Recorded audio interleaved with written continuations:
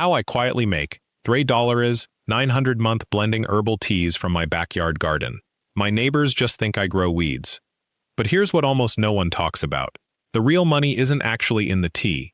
Stay with me, because at the end of this video, I'm going to reveal the single reason why most backyard tea growers fail to scale past $500 a month. And it has almost nothing to do with growing the herbs themselves. It's something they're leaving completely on the table, and once you see it, you won't be able to unsee it. Before we dive in, if you're watching this and you've ever wondered whether you could turn even a small corner of your yard into a real income stream, I'd love to hear from you in the comments. Tell me, have you ever thought about growing your own medicinal or culinary herbs? Seriously, just one word in the comments, and hit subscribe so you don't miss the deep dives we're doing every week on exactly this kind of hidden backyard income opportunity. Wait, this part is really important, so stick with me for a second. Most people who try this approach are doing it completely backwards. They're growing the herbs, blending them, and then trying to sell the finished tea at farmers markets or online. But that's actually the hardest route possible, because you're competing on price, you're dealing with packaging regulations, you're building a brand from scratch, and you're making razor-thin margins. There's a completely different business model hiding inside the herbal tea space that almost nobody sees. And that's exactly what I've built my operation around. Now, I've put together a complete guide on the actual mechanics of how to structure a tea business for maximum profitability. And I'm not talking about just growing better. I'm talking about the entire supply chain, the hidden revenue streams, the customer psychology, all of it. It's in the description and pinned in the comments if you want the full breakdown. This guide goes deep into the gaps that most YouTubers never mention because they're not actually running a profitable operation themselves. So let me rewind. 3 years ago, I was doing exactly what everyone else does. I had a decent-sized herb garden, nothing fancy, just about a quarter acre of mixed medicinal and culinary plants. I was drying them, blending them, putting them in little bags, and selling them at the local farmer's market for maybe $6 or $7 a package. On a good Saturday, I'd make $80, maybe $90. That was it. That was the entire income from my garden. The work was constant. Harvesting, drying, blending, packaging, sitting at a table for 8 hours on a weekend, and the return was embarrassing. I was making less than minimum wage per hour, and most of that was being eaten up by packaging costs, vendor fees, and gas. The turning point came when a customer at the market, this older woman, Sarah, who kept buying my lavender blends, she pulled me aside one Saturday and said something that completely changed my perspective. She said, "These are really good, but you know what would be even better? If you had different blends for different purposes, and if I didn't have to worry about running out." That single sentence cracked something open in my brain. Sarah wasn't asking for better tea. She was asking for reliability and specialization. She wanted to know that there was a blend specifically designed for her sleep issues, another one for her digestion, another one for energy, and she wanted to be able to get them without having to hunt me down once a month at the market. She was basically describing a subscription model, though she didn't use that word. That's when I realized I'd been thinking about this business completely wrong. I wasn't really selling tea. I was selling a solution to a specific person's specific problem. And if I could identify those problems clearly enough, I could charge premium prices, build customer loyalty that didn't depend on farmers market foot traffic, and create something that actually scaled. Over the next 6 months, I completely restructured how I was approaching this work. And I want to walk you through exactly how that restructuring works, because this is the framework that took me from $90 a Saturday to roughly $3,900 a month, which, if you do the math, is a 40-fold increase. Not 40%, 40 times. And before I break down exactly what that restructuring looks like, I need to be clear about something. This isn't a get-rich-quick thing. I'm not going to tell you that you'll hit this number in 30 days or that there's some magic trick that flips a switch. What I'm going to show you is a repeatable system that took me about 4 months to fully implement and then another 2 months to dial in and optimize. Once it was locked in, though, it became genuinely passive. I'm going to share the 3 biggest changes I made, and by the end, you're going to understand exactly why most backyard tea growers stay stuck in the low-income trap, while others scale into actual business territory. The first shift was in product positioning. Instead of selling herbal tea blends, I started selling targeted solutions to specific health problems. That might sound like just a semantic difference, but it completely changes your pricing power, your customer retention, and your ability to upsell. When someone buys herbal tea blend, they're probably spending $5 to $8, and they're comparing you to everyone else at the market. When someone buys a blend specifically formulated to help them sleep better because they've been stressed and exhausted, they're solving a real problem in their life, and suddenly price becomes secondary to results. I renamed everything. Lavender Mix became Sleep Serum. Digestion Blend became Gut Restore. Energy Blend became Clarity Stack. These weren't just marketing labels. Each one was backed by specific research on which herbs actually work for that outcome, which compounds in those herbs do the work, and how long it takes to see results. I created a one-page information sheet for each blend that explained, in simple terms, what the blend did, which herbs were in it, why those herbs worked, and what customers could expect to feel within 2 to 3 weeks of regular use. Here's where most people miss the mark. They think that if they just make the tea better, it'll sell better. But that's not how humans work. Humans need a reason to believe in something beyond just tasting it. They need to feel like they're making an informed choice based on evidence, not just luck. That information sheet became my most powerful sales tool, and it cost me maybe 15 cents to print. The second major shift was in distribution. I stopped depending on farmers markets entirely. Or rather, I stopped thinking of farmers markets as my primary revenue channel. Instead, I built a direct-to-consumer subscription model. Here's how it worked. I created 3 subscription tiers. Tier 1 was Wellness Essentials, $30 a month for one 8-ounce tin of one blend of the customer's choice, with free shipping. That tier was basically to get people in the door and let them experience the product. Tier 2 was Seasonal Stack, $65 a month for 3 different 8-ounce tins that rotated seasonally based on what the body typically needs at different times of year. Fall was immune support. Winter was deep sleep and stress relief. Spring was detox and energy. Summer was calm and hydration. People loved this tier because they didn't have to think about what to order. I was doing that for them based on actual seasonal health patterns. Tier 3 was VIP Wellness, $120 a month for 5 tins of premium, limited edition blends that I only made in small batches, plus a quarterly consultation call where I could actually talk to the customer about their specific health concerns and potentially adjust their blend selections. This tier attracted people who were really serious about their health and had disposable income. They made up about 12% of my customer base, but represented about 35% of my monthly revenue. Now here's the thing about subscriptions that's absolutely critical. They're not really about the product. They're about predictability and the feeling of being taken care of. My customers weren't subscribing because they were absolutely certain they needed exactly these herbs. They were subscribing because they trusted that I was paying attention to their needs and adjusting things seasonally. They felt like they had a personal health consultant, even though the consultation was quarterly and mostly involved me asking questions and taking notes. The psychology of this is crucial. When you move from transactional sales to subscription sales, you're not trying to convince someone to buy one more time. You're trying to build trust over months. And the way you build trust isn't by making the product slightly better or cheaper, it's by making them feel like you know them. That's why my customer notes were so detailed. When Sarah, my original market customer who became a Tier 3 subscriber, renewed her subscription, I would include a handwritten note that said something like, "Sarah, I added extra chamomile to your sleep serum this month because you mentioned last quarter that you've been traveling more and wanted something that would help with jet lag. Hope this works better for you." That note cost me maybe 30 seconds to write, but it made Sarah feel valued in a way that no price discount ever could. By month 3 of running this subscription model, I had 47 customers subscribed across all 3 tiers. Let me calculate what that meant. Some at $30, some at $65, some at $120. On average, that worked out to roughly $58 per subscriber per month. Times 47 customers equals about $2,700 in monthly recurring revenue. That was already 3 times what I was making at farmers markets, and I was spending maybe 20% of the time I used to spend sitting at a stall. But here's where it gets interesting. The third shift, and this is the one that really pushed me over $3,900 a month, was recognizing that the subscription revenue was actually the foundation, not the ceiling. Once I had a stable subscription base, I could layer other revenue on top without much additional effort. One-off sales from my website to people who weren't ready to commit to a subscription but wanted to try one blend. That added another $400 to $500 a month.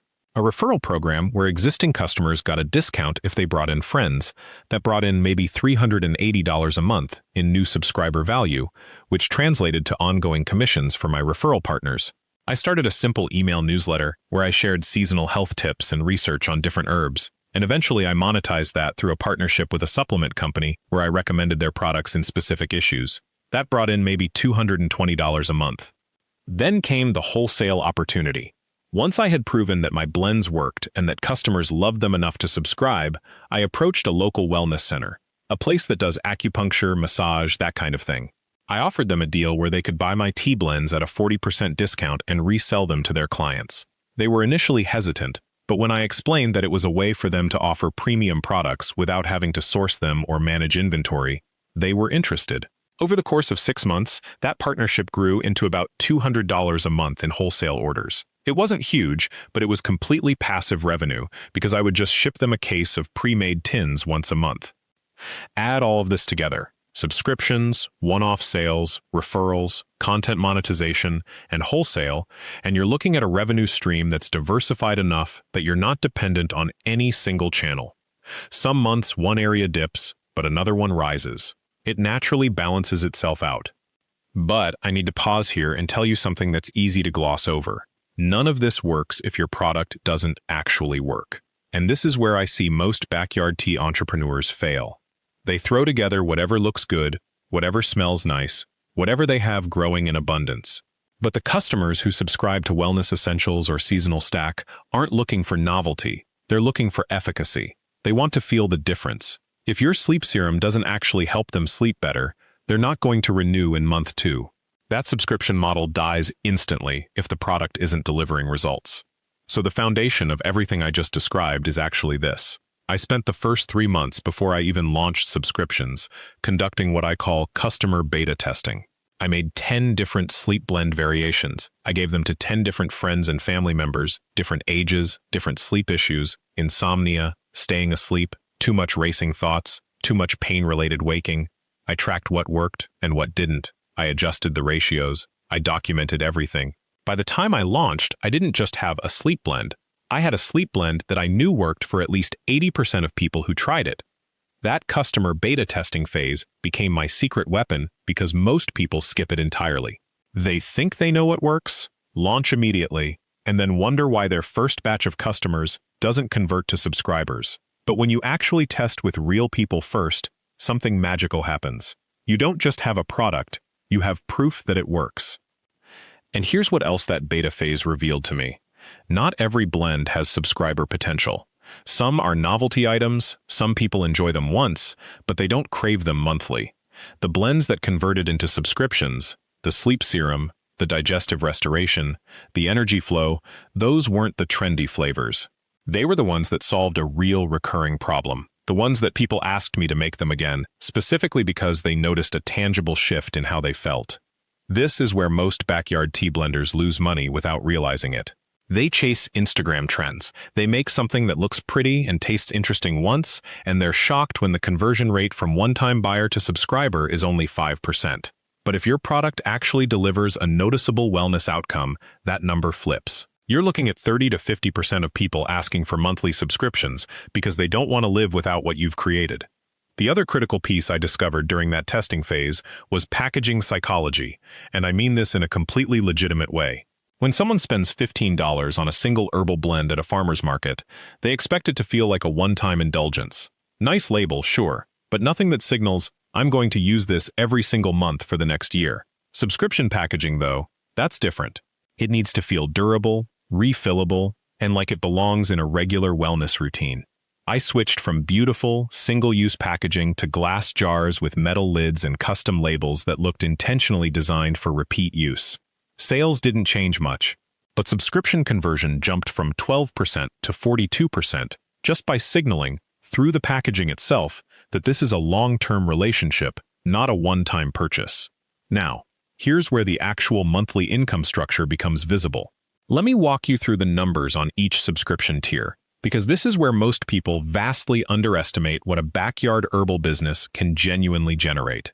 The Wellness Essentials tier, that's 1 blend per month. So 2 ounces of dried herbs, packaged and shipped, That's $12 a month per subscriber. At my current volume, I have roughly 70 people on that tier. That's $840 a month from that tier alone. The cost to produce, package, and ship one box? Around $3.50. So per subscription, I'm netting about $8.50.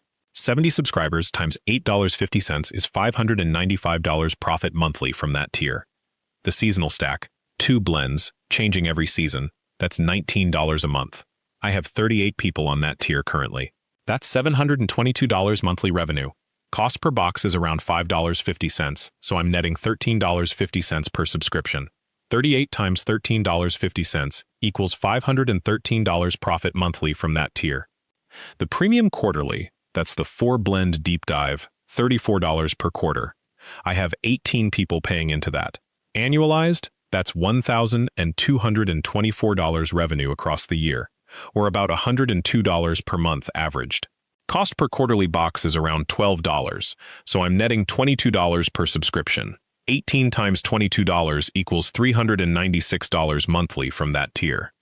So when you add those 3 tiers together, 595 plus 513 plus 396, I'm nailing down approximately $1,504 of profit monthly just from subscription revenue.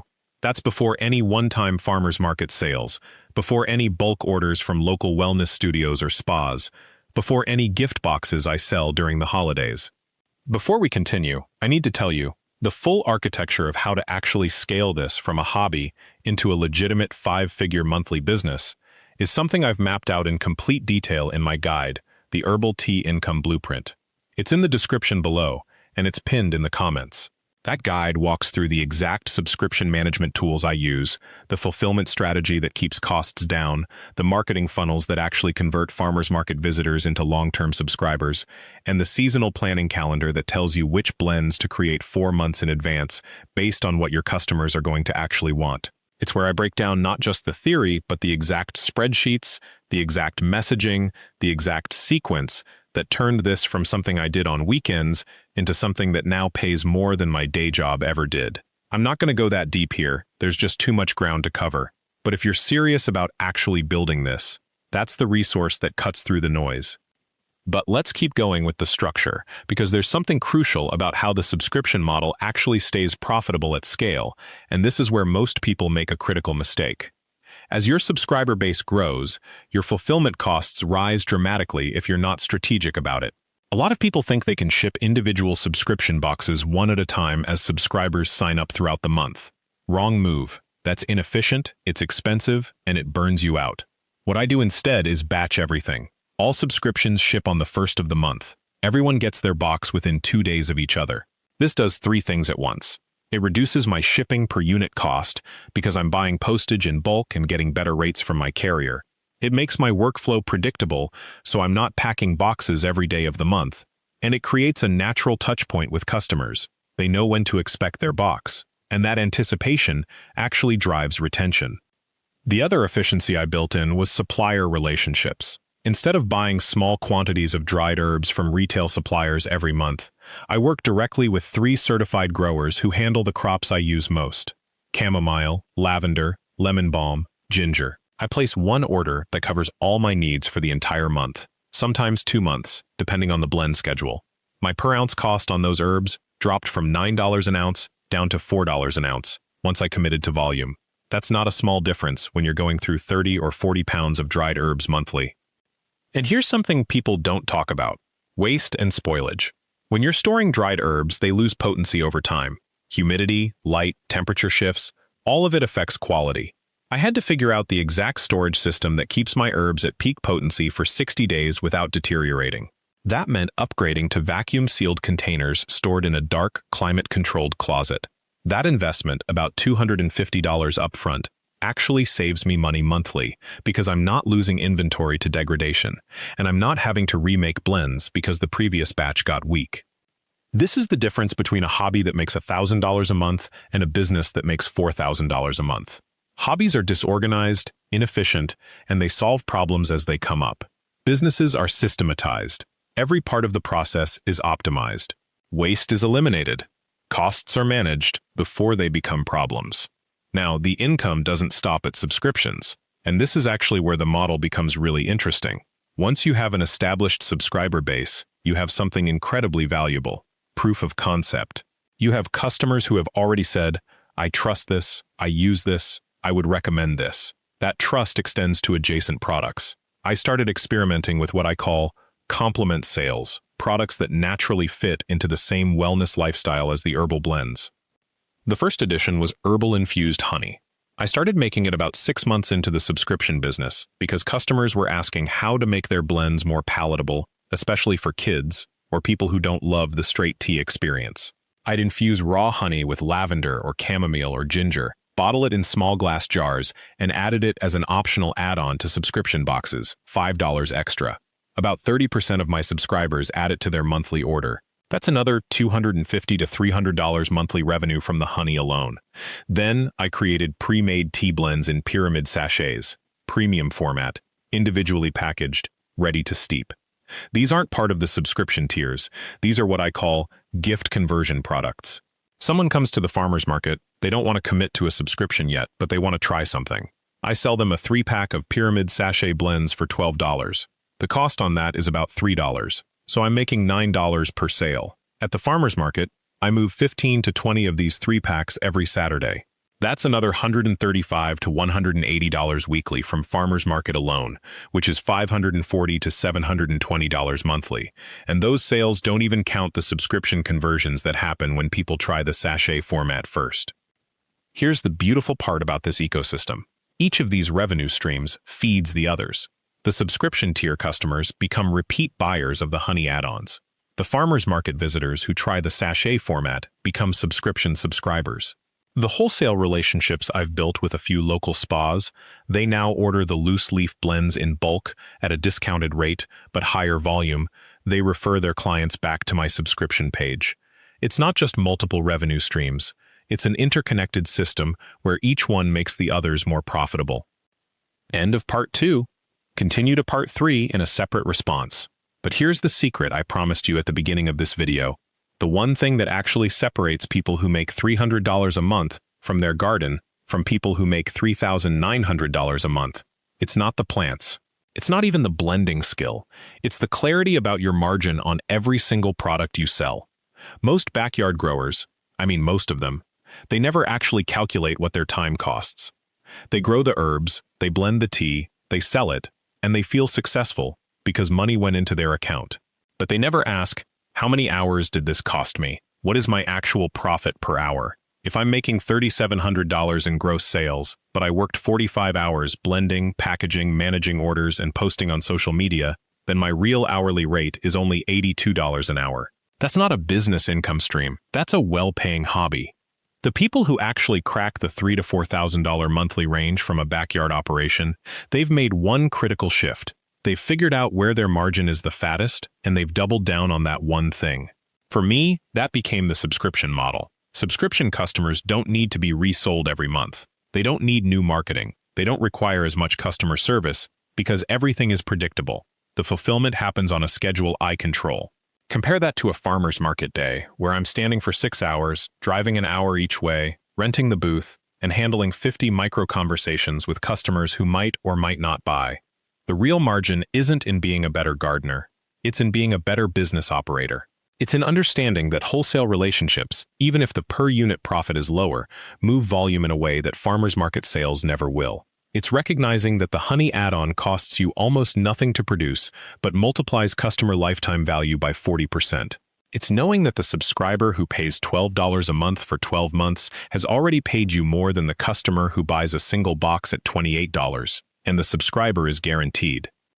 So if you're sitting in your backyard right now thinking about starting something, whether it's tea, whether it's microgreens, whether it's herbal tinctures or mushroom cultivation, or lavender bundles, don't start with production, start with math.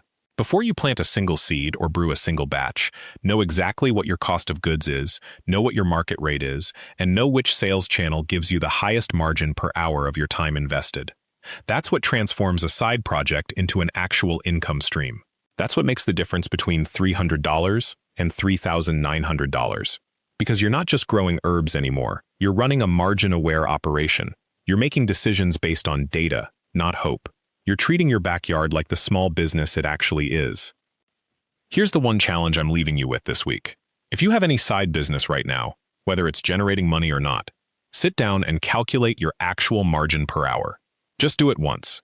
Write down every penny you spent, every minute you invested, and then divide the profit by the hours. See the real number. Because once you see it, you'll either feel validated that you're on the right track, or you'll have the clarity you need to shift your strategy toward the channels and products that actually pay you what you're worth. The backyard income revolution isn't coming. It's already here. But it only works if you're willing to look at the numbers honestly. Thank you so much for watching all the way through to the end of this one. If you found this breakdown useful, please hit that like button and subscribe to the channel so you never miss a new episode. I post every week on strategies just like this one, breaking down how ordinary backyards are turning into legitimate income sources. And please, turn on those notifications by clicking the bell so you get alerted the moment a new video drops. I really appreciate you being here. End of part 3.